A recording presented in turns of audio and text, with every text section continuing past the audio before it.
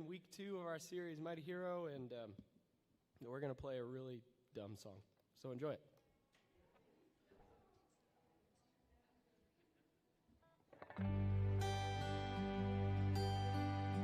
Let me be your hero.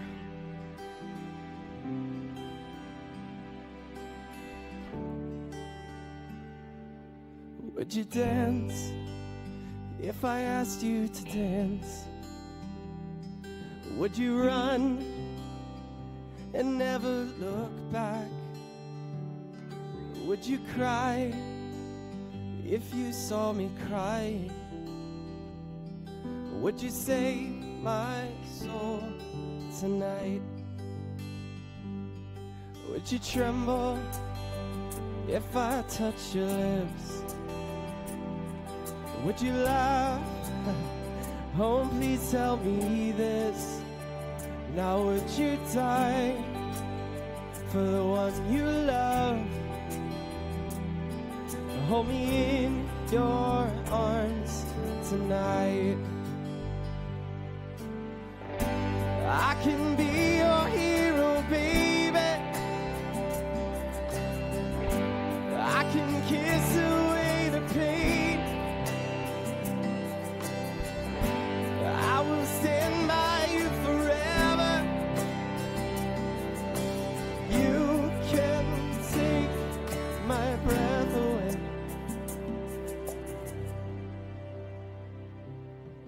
Would you swear that you'll always be mine?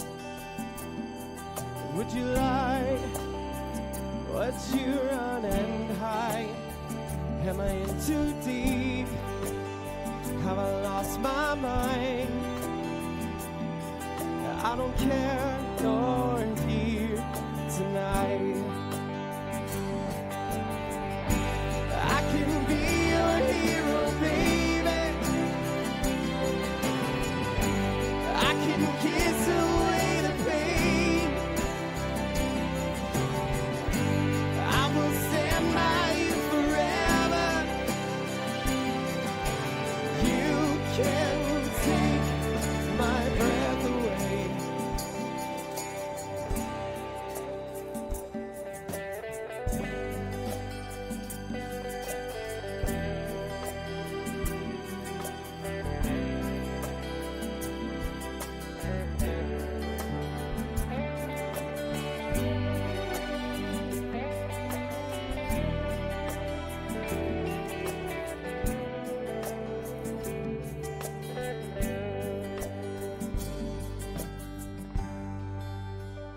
Oh, I just wanna hold you. Oh, I just wanna hold you. Am I in too deep? Have I lost my mind? I don't care, you're here tonight. I can be your hero, baby. I can kiss away the pain. I will stand by you forever. You can take my breath away. I can be your hero. I can kiss away the pain. I will stand by you forever. You can take my breath away. You can take my breath away. I can be your hero.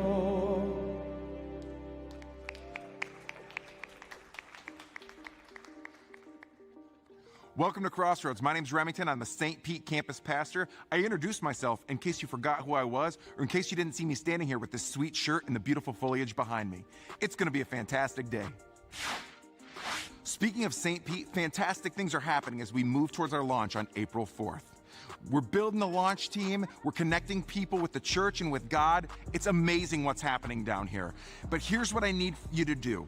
I need you to be in prayer for our St. Pete campus. We've got a lot of things that are happening over the coming weeks, and we can't do it without your prayer support. So be in prayer as we continue to push towards our launch in the coming weeks. Are you new to Crossroads? If so, we'd love to get to know who you are. Head over to crossroads.online/new or out to the Welcome Center at your campus after the service to fill out a Connect card. We've got a gift just for you that you could pick up there or we'll send to you in the mail. We're super excited to get to know you. One of our pastors will reach out this week to introduce themselves and see if you have any questions about Crossroads. We're so glad you're here. Easter is coming, but before Easter, we've got our Extravaganza Easter egg hunt that you don't want to miss. On Saturday, March 27th at Goshen, and on Sunday, March 28th at Mishawaka and St. Pete, we're going to go crazy with Easter eggs. Here's the thing, we need your help to make that happen. So if you're interested in volunteering for those events, head over to crossroads.online/extravaganza. Or bring your candy and your eggs to your campuses on Sunday mornings. It's time to get thousands of eggs together so we get thousands of people to all of our Crossroads campuses to celebrate this amazing opportunity to connect people with God. Easter extravaganzas, launching new campuses. These are just a couple of the ways that we're continuing to connect people with God. Here's the thing, we can't do that without you. Head over to crossroads.online/give or be prepared to give in the offering on your way out of today's service. It's going to be an amazing time this year as we continue to lean in and connect people with God, but we can't do that without your generous support. It's going to be an amazing day as we continue on in our series, Mighty Hero. We're so glad you're here. What's up, Crossroads? We're glad you're with us. It's going to be a great day. Let's stand and worship Jesus together.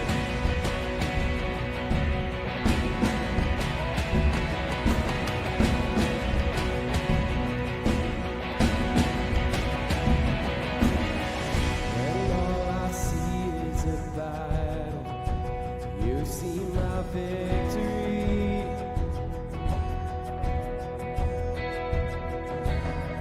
When all I see is a mountain, you see the mountain move. And as I walk through the shadow, your love surrounds me.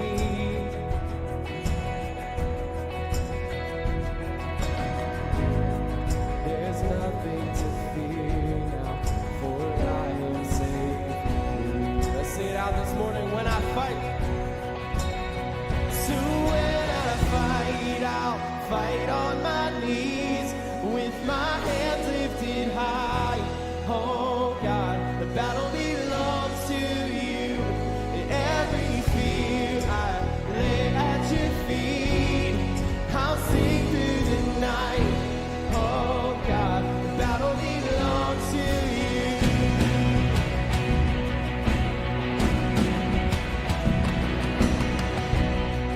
And if you are for me, can be against me.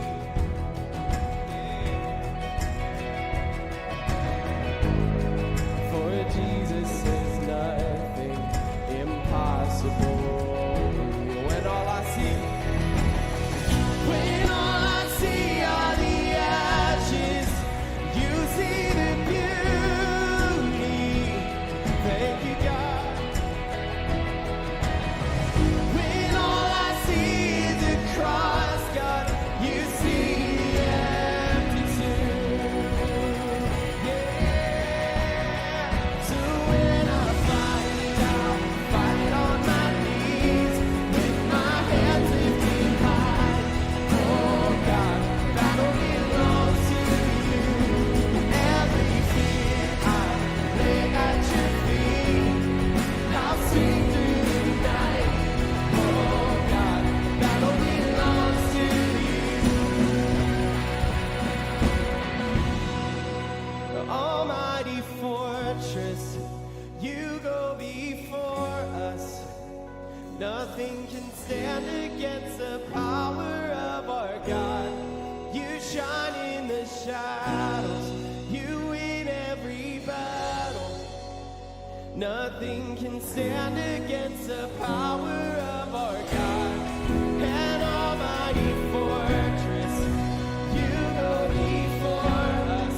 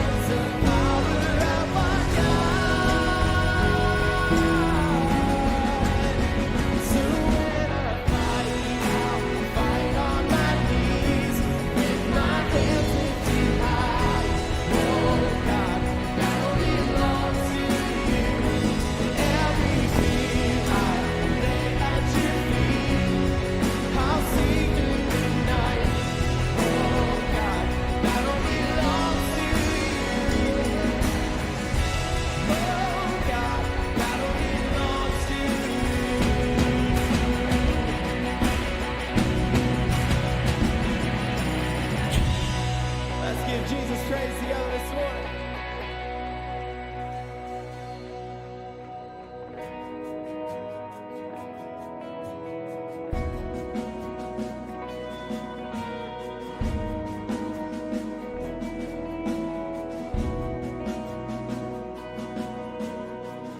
There's a grace and the heart is under fire. Another way when the walls are closing in. When I look at the spaces in where I used to be and this reckoning, I know I will never be alone. There was another in the fire standing next to me. There was another in the waters, holding back the seas. Should I ever need reminding of how I've been set free? There is a cross that bears a burden, and another died for me. There is another in the fire.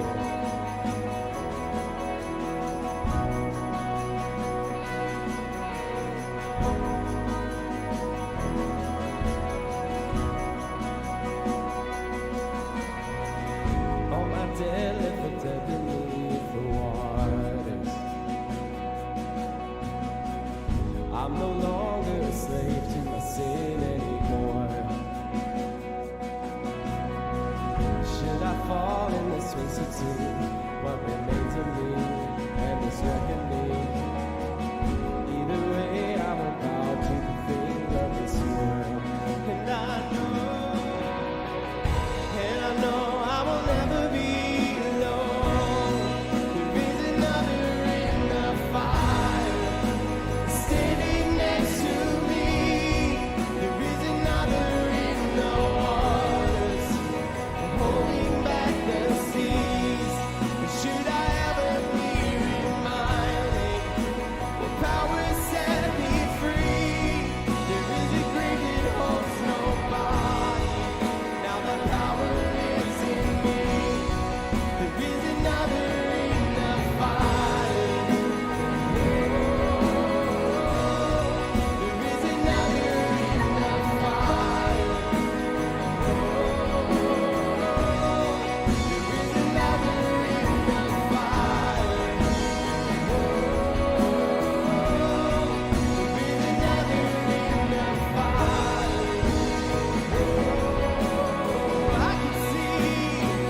I can see the light in the darkness as the darkness bows to it.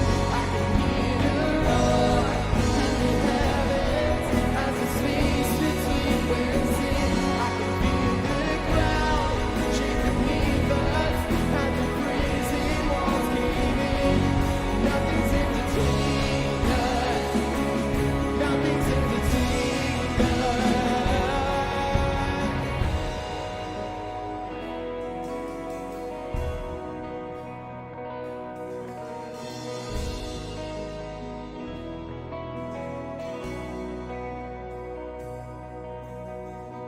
There is no other name but the name that is Jesus.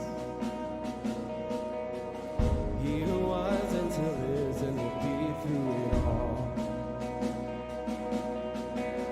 So come what may in this face it seem, all the things unseen and this reckoning.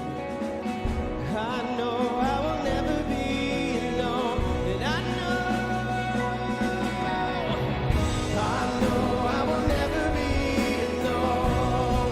There'll be another in the fire standing next to me. There'll be another in the waters, holding back the seas. Should I ever be reminded how good you've been to me?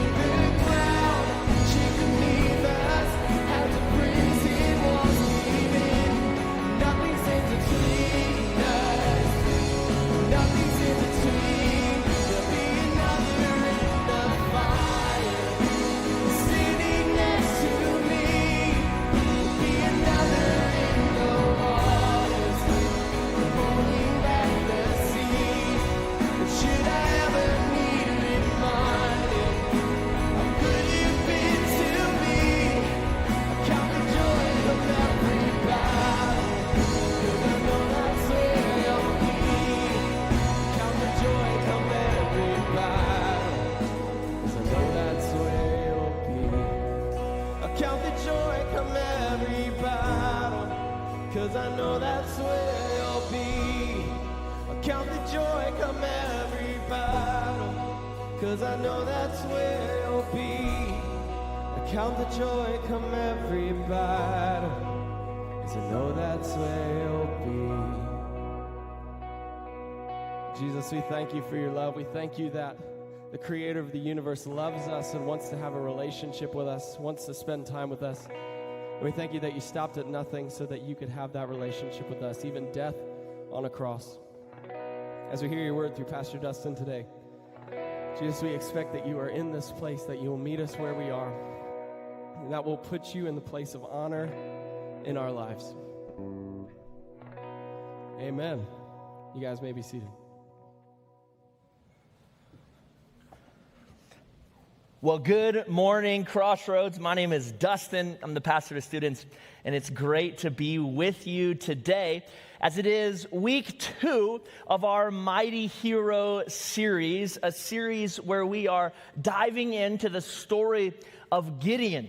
Gideon, being an insignificant man, found himself at a time where God's people were at a very rough place in history.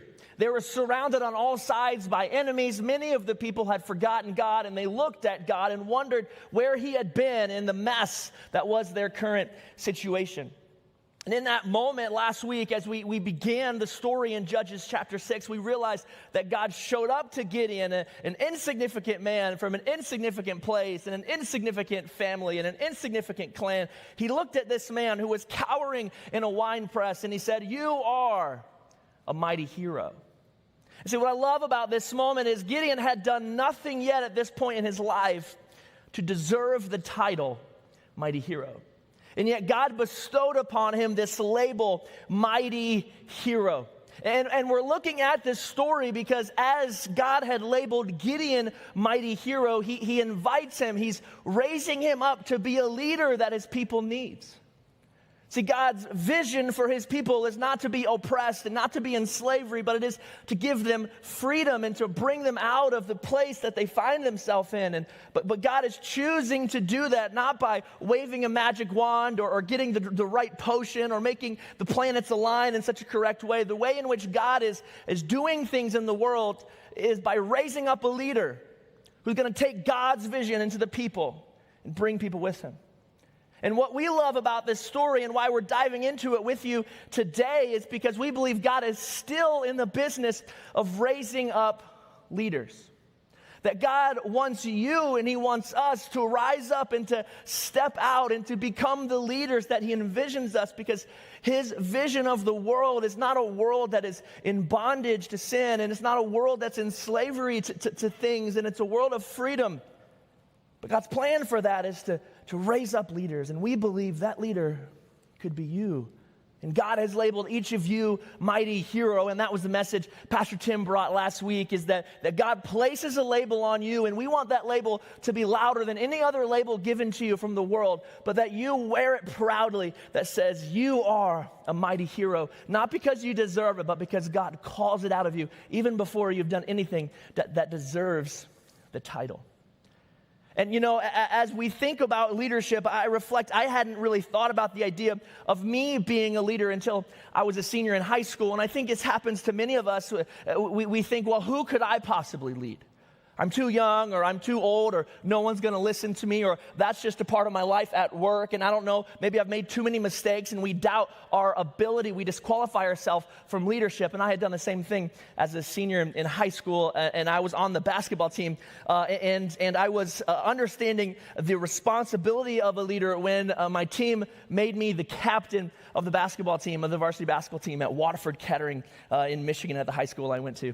And I remember feeling so honored about the title captain. It was a label I wore proudly. I could put the C on my chest, and I could lead the huddles before the games, and I was responsible for helping my teammates get hyped up and be excited about the game. And I loved the title captain. It made me feel important. It made me feel valued, and it was important for me to understand that was my role on the team. It wasn't necessarily about scoring all the points, but it was about being the captain, helping my teammates lead. But I remember one particular game, we had been on a losing streak, and we were playing a team that was much better than us, and we had been winning most of the game. And things started to fall apart at the end. We had turnovers, missed shots, and they just went on a roll, and they beat us pretty badly at the end, and we just fell apart. And I remember walking back to the locker room, and all of us were dejected. Heads were hanging. We were frustrated. People were punching lockers, and it was a frustrating thing. The coaches were upset. And we walk in, and we're finally in a huddle after punching all the lockers. Our fists were bleeding. The coach says his usual post-defeat speech, which we were used to, about working harder and showing up earlier and playing, practicing more, and we're going to get this. And he was in the middle of that speech, and in the corner, a kid named Al. And we barely really knew Al, because Al was he was the guy who sat on the bench, like the far end of the bench. In fact, this game, Al had maybe played 3 or 4 minutes, and Al had it at this point. Al chucked his shoes to the ground, and he stood up, and he began to say a thing of words that if I were to repeat from this moment, I would probably get fired, right? He let the expletives were flying out of his mouth, and he was on a tirade, and he said things like, "You're a terrible coach, and this team stinks, and the reason we're losing is because I'm the best player on the team. I'm the best defender, and I can score, and nobody else is as good as me." And we're all just kind of sitting there like, who is this guy? Right? And Al is just letting everybody have it, and it's just an awkward tension in the room, and we're all just kind of staring at each other like, what should we do now? And so we all just kind of stare and wait, and eventually we kind of slowly stand up, get our stuff from the lockers, and make our way to the bus for the long trip home with this awkward moment that we have just created. And as I was on my way to the bus, one of my assistant coaches, who I respected and loved very much, he pulled me to the side and he said, "Dustin," he said, "I'm very disappointed in you." And I was like, "Me? Did you know that was Al shouting, not me?" Right? It's like I had nothing to do with that. I just sat there. Right? And he's like, "Listen, you are a leader, you are our captain, and you had a chance, you had a moment to stand up for your teammates and to step out against Al and to stand up for your coaches, and you missed it." Said you had a chance to have a moment as the team to rally together, and we were all looking for you to step up and do something about the captain title we've given you, and you did nothing. And my first response was to be defensive and be like, "Bro, I didn't know what to do. What was I supposed to do? Step out?" And as I thought about it, I realized that I had indeed missed an important moment. That my title, captain, actually was for something greater than just my own self-worth. That I was labeled, I was responsible for doing something, and I had missed my chance.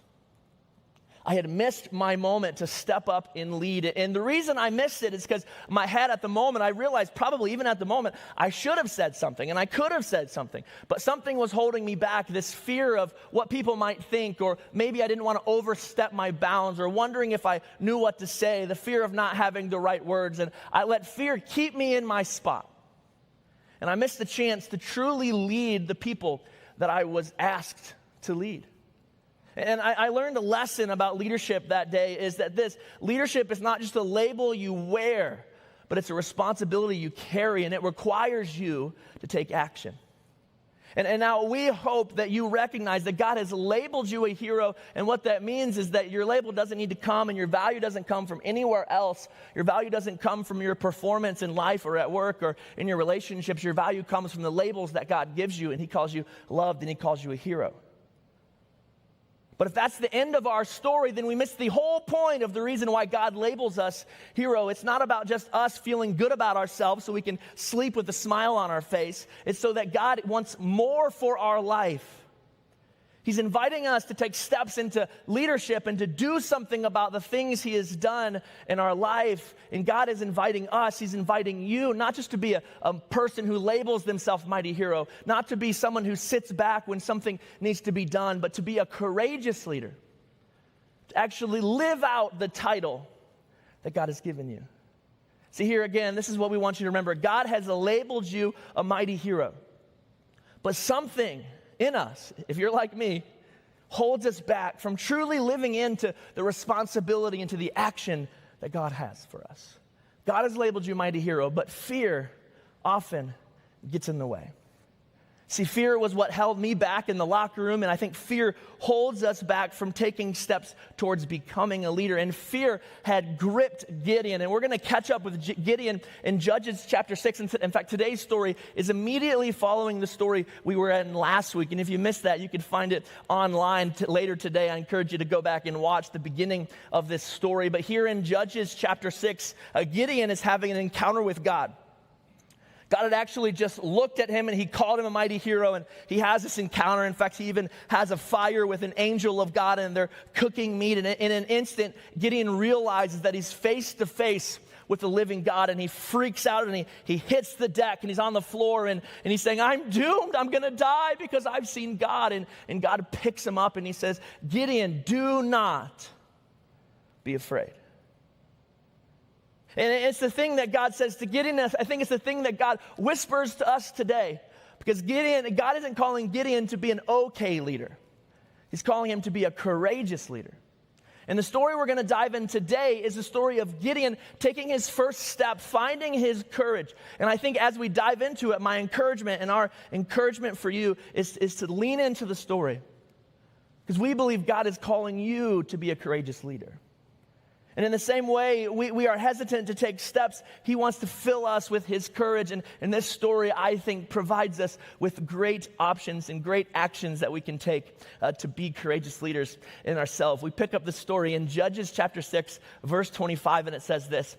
That night, the Lord said to Gideon, take the second bull from your father's herd, the one that is 7 years old.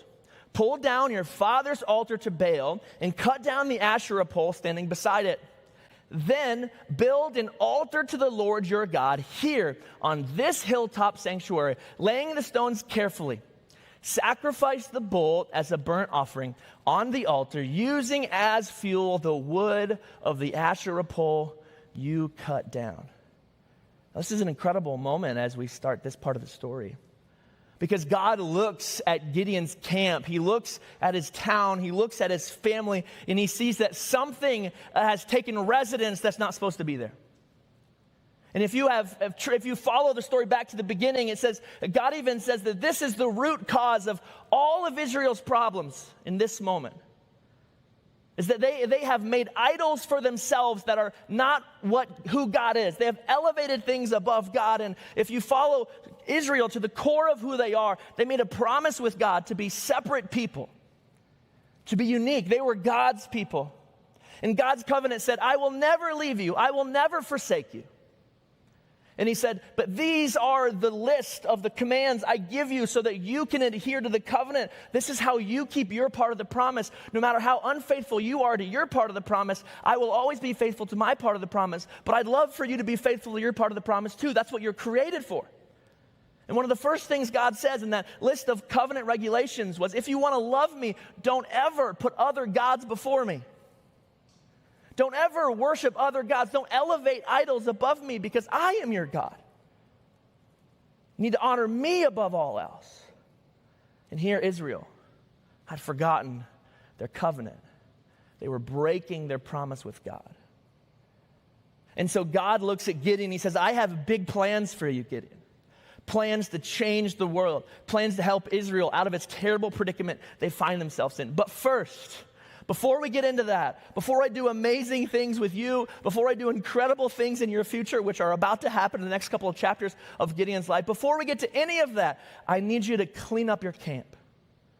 Because you have let some things, and your people have let some things in your camp that are twisting the heart of the people. And they're twisting the heart of who they're supposed to be. And this is what we recognize first. Is courageous leaders are willing to clean up their camp. And see, God had amazing plans for Gideon, but he recognized it had to start with his heart. Because if he started by sending him to do great things, if his heart wasn't in the right place, it wouldn't matter anyway how much victory Israel would have, because they would still be enslaved to sin. And they still wouldn't be living the life they were created to live. There was problems in their camp. They were worshiping idols in their camp. And God said, if you're ever going to have victory, if you ever want to change the world, you got to start with your heart. You got to start with yourself. You got to clean up your camp. You know, this is something Jesus often talked about. He didn't talk about the things on the outside. He didn't talk about cleaning up the outside. He went straight to the heart of the issue, straight to the root of the problem. And he always invited people to clean up their hearts, to work on their hearts. And this is why Jesus had such a problem with the Pharisees, because the Pharisees were the people who wore their labels of leader proudly. They put on big hats and they wore showy robes, and they wanted everyone to know that they were the leaders. They were the ones to carry worship of God into the next level. But they had twisted hearts. And they were putting religion, and they were putting following rules above God, and they were worshiping idols. And even though they followed the rules, they had all these idols that they elevated above God. They let sin in their camp. And guys, in our life, in our world, it's so easy for things to show up in our life. And the world has options for you. There are so many idols for you, even today, that you can give your attention to, you can give your honor to. And it's very easy for us, for our hearts to get twisted and for us to elevate things over God.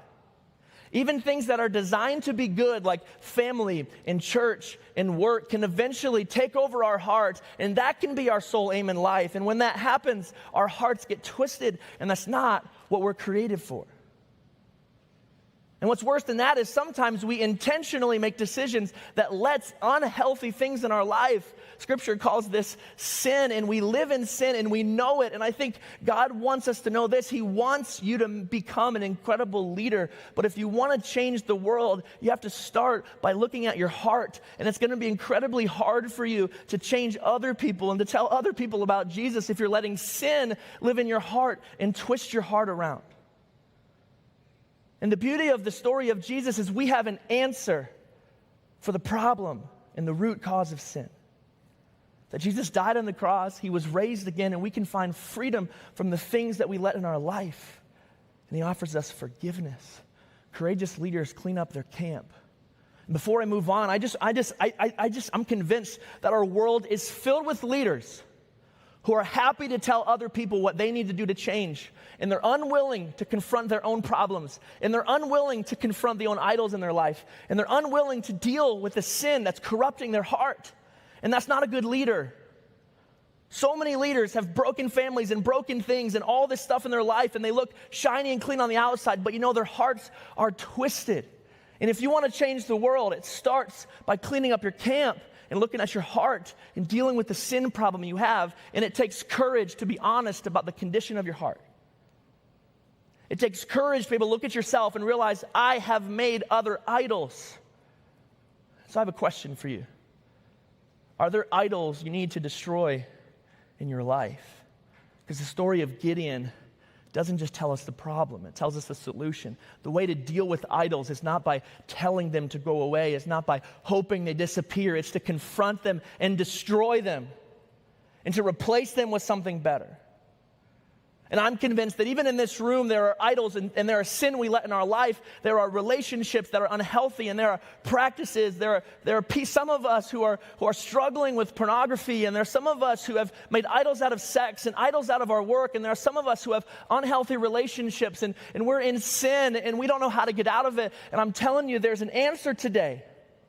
But it takes courage for you to recognize and be honest with yourself and say, I need help. And God is always faithful, and he always keeps his part of the promise. In fact, in John 1:9, it says this: if you confess with your heart, he is faithful to cleanse you of all unrighteousness. And Jesus offers freedom, and that's good news. Are there idols? Before we move any farther about how to be a great leader, are there idols? Is there sin that needs destroyed in your life? And if there is, today is a moment for you to deal with the root cause of the problem. And the last thing I'll say about this is I don't think we can really accomplish the things we want to accomplish in life. And even if we do, it won't be the way it needs to be done until we deal with the root cause of our problem. Let's move on to verse 27. It says this: so Gideon took 10 of his servants and did as the Lord had commanded. But he did it at night because he was afraid of the other members of his father's household and of the people of the town. Gideon did what God had commanded, but he was afraid. And here Gideon is ducking behind the shadows. Him and his 10 guys, they've recruited these ninjas to like sneak around, and they're quietly cracking the idols, and they're tearing things down, and they're whispering in the night because they're afraid of being found out. And this does not match my idea of what a mighty hero would do. See, in my idea of a mighty hero, Gideon would have, in midday, broad daylight, he would have got 2 giant sledgehammers, one in each hand, and he would have taken his shirt off, and all of a sudden he had a 6-pack and pecs, and it would have been all greased up, and he would have had a Rambo bandana and maybe a strap of bullets around each part of his chest, and he would have walked into the middle of town, and he would have challenged everybody, and he would have confronted the problem. And he would have bashed down the idols, and he would have fought anybody who tried to stand in his way. That's our image of a mighty hero. And Gideon instead is skulking in the silence. And I know in the past, as I've read this story, I've kind of shook my head at Gideon and wondered how he could still possibly be afraid, because how could you've already seen God, you've heard what God has said to you, and you're still afraid. But one of the things I want to notice is Gideon, even though he was filled with fear, you can almost feel the fear in every step he takes at night. Gideon had a choice to make. And it was late at night, and he could have slept in. He could have stayed asleep. He could have stayed in bed because his fear was so great. But instead, in his fear, Gideon woke out of bed. And he took steps towards the thing God needed him to do. And this is what we recognize. Courageous leaders, they take action. Courageous leaders take action. See, Gideon was filled with fear, but it did not stop him from taking action. It didn't keep him in bed at night. He still took steps, and it might not have looked like what he wanted, and he might not have been as proud as he could have been, but he took steps of action towards becoming the person God wanted him to be. Courageous leaders take action. And as I've been thinking about this, I've come across this quote several times, and it says this: courage is not the absence of fear. It's the ability to act in the face of it. In the same way, cowardice is not the presence of fear. It's the inability to act when you feel it. And so the presence of fear doesn't say anything about you. It doesn't say anything about your ability, no matter what fear you're filled with. And here's what I think to be true. It might not be true. I think we're all afraid. All of us. All of us have fear. All of us are filled with fear, and what separates courageous people from coward people is the ability to act in the face of fear. Courageous leaders take action even when they feel fear. And see, action doesn't happen just because. It starts with a single step. You know, about a year ago, I was in my basement, and I was running to the very tip top of my staircase. And I looked to the daunting top of the staircase and realized I had to run up an entire 7 stairs. And as I got to the top, I ran, and I was so tired. It took me 2 minutes to catch my breath after walking fast, and by fast, I mean faster than normal, up 7 stairs. And I came to a realization, I had an epiphany, if you will, that I was out of shape. And I realized I had to do something in order to get back in shape. And so I made a decision. I'm going to work out. I'm going to run. I'm going to make a decision to run. But here's the problem. I don't like to run. Running is the worst. All right? And so I started to run, and I remember the first day I kind of forced myself to do it, and it hurt, and it wasn't fun, and I kept kind of forcing myself to go out and run. And I learned something about myself. It is this: if I could just put my shoes on, I knew I was going to go out the door. The battle wasn't even about running. It was about putting my shoes on, because I knew if I put my shoes on, that first step meant I was going on a run. And sometimes the whole run was terrible, and I cursed myself as I put my shoes on. But sometimes the run was beautiful, and eventually I began to actually enjoy running. And since then, if you can't tell, I've stopped running, and it's because I stopped putting my shoes on. And I think action starts with a single step. And my question for you today is this: what step can you take? Many of us fall short because we think we have to be the hero that runs into the village to change the world. But sometimes changing the world starts by putting your shoes on. Sometimes becoming a different person starts by doing one simple thing. And even today, you're going to have a chance to do something simple. And today could be the moment you put your shoes on. And it's the beginning of a journey of you becoming a courageous leader. What step can you take today to become a courageous leader? Verse 28 says this, early the next morning, the people of the town began to stir. Someone discovered that the altar of Baal had been broken down and that the Asherah pole beside it had been cut down. In their place, a new altar had been built, and on it were the remains of the bull that had been sacrificed. The people said to each other, "Who did this?" And after asking around and making a careful search, they learned that it was Gideon, the son of Joash. "Bring out your son," the men of the town demanded of Joash. "He must die for destroying the altar of Baal and for cutting down the Asherah pole." And see here, Gideon's worst fears are being realized. Not only is he sentenced to death, perhaps the thing he was most afraid of was facing the disapproval of his people. Facing the opinions of others and facing the rejection of his own family and of his own people. He's facing the worst fear he could face. And the reason he was skulking around at night was not because the fear of physical pain. He was skulking around at night because he was afraid of what other people might say about him. He was afraid of what might happen to his reputation. He was afraid of what his family might say about this Gideon who betrayed them. And this is what we recognize here. Gideon, even though he knew all that stuff, he risked it anyway. He took action anyway. And courageous leaders are willing to risk their reputation. I think in this moment it represents a fear that is at the heart of all of us, a fear of other people's opinions, a fear of what people might say, the fear of what other labels people might slap on you or give you, of being a radical or being, whatever. All these things, we're afraid of what people might label us. I remember a moment, I took a spring break trip to San Diego, to Southern California, and we were on the beach, a famous beach, I forget which one it was. We were on the boardwalk, and right there on the boardwalk, there was a beautiful sign, and I read it, and I went straight to it, even though there was a line, because above this shop with a door was a sign that said hot dogs.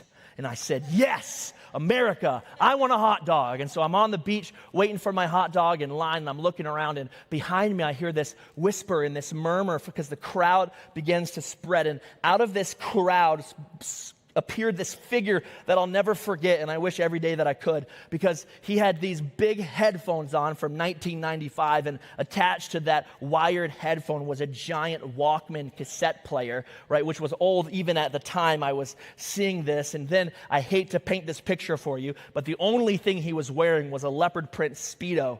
Right, and it looks like this guy had been in the sun so much, right? His you could just tell, right? He'd never put on sunscreen. He just was doing this kind of thing every day, and he had on these big sweat socks, right, that were all the way pulled up, and his hair was crazy, and his beard was nastier than mine, right? And he had on roller skates. And this guy is oblivious to how everyone in the crowd is looking at him and laughing and making jokes and calling him names. And this guy is not just singing loudly, but he's doing some sort of roller skate aerobics routine, right? And we all laugh because it's weird. You shouldn't do that. Don't go out in public looking like that. But it was so funny to watch, and everyone's kind of laughing and elbowing themselves. And to this day, anytime I think about that moment and I talk to my friends about that moment, we all laugh at the guy in the leopard print Speedo. But there's one thing, as I think about that, even though I try not to, is this. There's a part of me that admires that guy. Because he didn't care at all what we thought about him. He didn't care at all. He felt like rollerblading in a leopard Speedo, and he got up and did it. To be honest, he had more freedom in that moment than any of us did. And even though I don't recommend doing what he did, I do love that he didn't let any of the voices that he was hearing influence the way he wanted to live his life. He didn't let the voices he knew he would encounter influence his choices. And I think in our lives, we give voices of other people so much power. We let them influence our decisions and our family life and what we put online and all these things. We let it be influenced by the voices of other people that at the end of the day truly don't matter. And the problem is when we elevate their voices, it crowds out God's voice, and we wonder why God isn't speaking, and we're almost controlled by the opinions of others and the voices of what other people might say.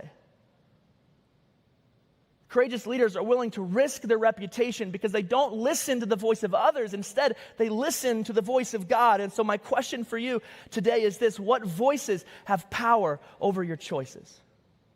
What voices have you given power over your choices? Because if that voice isn't the voice of Jesus, we can make a change today. Finally, the last verse says this, verse 31. But Joash shouted to the mob that confronted him, "Why are you defending Baal? Will you argue his case? Whoever pleads his case will be put to death by morning. If Baal truly is a god, let him defend himself and destroy the one who broke down his altar." From then on, Gideon was called Jerubbaal, which means let Baal defend himself because he broke down Baal's altar. And now Joash was Gideon's dad, and I just want to remind you, the altar was in his front yard. And we don't know why Joash put it there. Maybe he liked to worship Baal.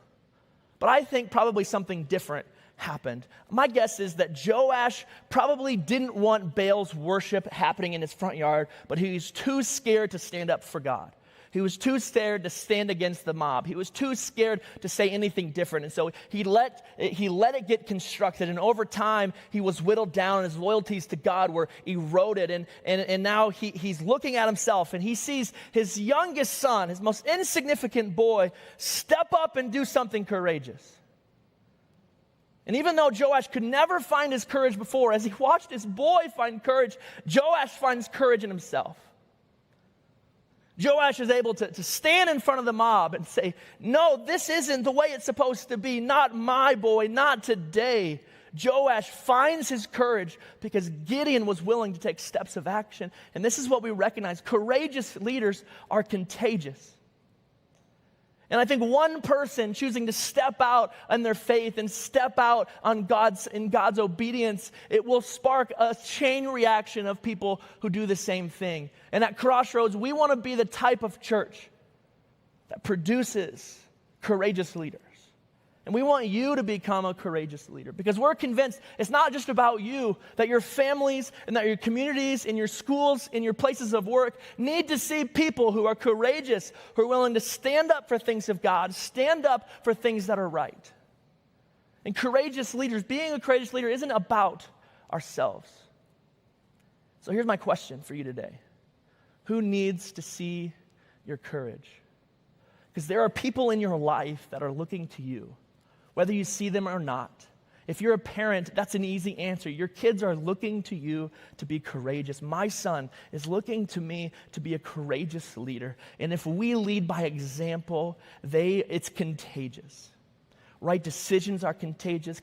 Courageous leaders are contagious. And I'm convinced that our world is in desperate need of people who are willing to take a stand for the things of God and to represent the real Jesus, not the politicized Jesus, but the real Jesus. People need to see Jesus at work in our world. And I think you could be someone who takes that action. You could be someone who takes that step. And my final question today is this: will you be the courageous leader God is calling you to be? Here's what we recognize. Courageous leaders, they clean out their camp. They look at themselves and they honestly evaluate themselves, and they deal with the root cause of the problem. Courageous leaders take action and they put their shoes on. Even if it's hard, even if they feel afraid, they take steps towards Jesus. And courageous leaders are willing to risk their reputation, and they don't listen to the voices of people on Facebook or social media. They make sure God's voice has the place of eminence in its life. And finally, courageous leaders are contagious, and we believe God has a big future for Crossroads. But it doesn't happen because the pastors are courageous. We want to be, that's our prayer. But it happens when all of us take steps of obedience. And here's the deal, guys. Today we believe God is raising up courageous leaders, and we think it could be you. And we think today is a chance for you to put your shoes on and take a step of action towards Jesus today. And so at the front of this altar at the Goshen campus and even at the Mishawaka campus, and you could even do this in the comment section online, we have labels up here, and we recognize that it's fear that often holds us back. And there are so many other things that hold us back. And so today, as we sing this last song and as we worship and as we spend time with Jesus together this morning, we invite you to just come forward. If you want to be a leader that's willing to stand up and take action, there are pens up here and there are name tags. And we want you just to think about what's something that's holding you back. Maybe it's fear. Maybe it's sin. Maybe you can put a specific sin. Maybe you write pornography up here and you find freedom from the thing that's holding you back and has been for years. Maybe you find freedom today. Maybe it's other people's voices that you're giving too much power. Whatever it is, we believe when you write this down, you are taking a step past it and you are destroying the idol in your life. And as we worship, we just pray that we experience God together this morning. Jesus, thank you that you died on the cross for us. And that as you died on the cross and then rose again, you destroyed the power of sin over us. And we believe you're calling us to be difference makers in our world. But God, it starts by us looking at ourselves. And today we do something we don't do very often, and we take a hard look at ourselves. And we want to be honest, we want to be real. And so God, help us just as we move forward, or as we stand in our seats, as we respond to you, Jesus, or as we watch online or wherever we're watching from, God, may we respond to you with courage. May we stand up and say, me, Jesus, I am here. I am a courageous leader. Send me. So be with us this morning. Fill us with your love, your forgiveness. Fill us with what we need of you today. Thank you for being faithful. In your name we pray. Amen.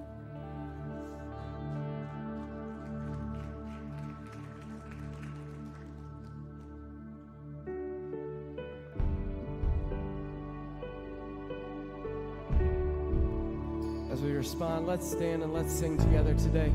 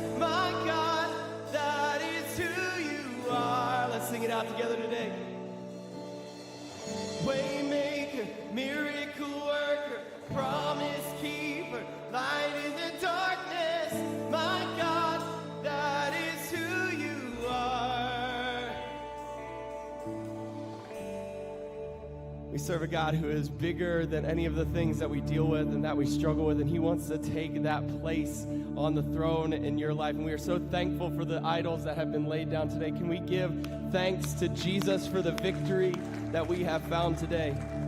Crossroads, we are so thankful for you. We love connecting people with Jesus and celebrating changed lives, and we can't do that without you and without your generosity. So as you leave here today, you can continue to worship through giving. As you leave, you can give at the giving station. You can give at crossroads.online/give, or you can give as you leave Drive-In Church. Guys, it's been a great day. Have a fantastic week, and we'll see you guys next week.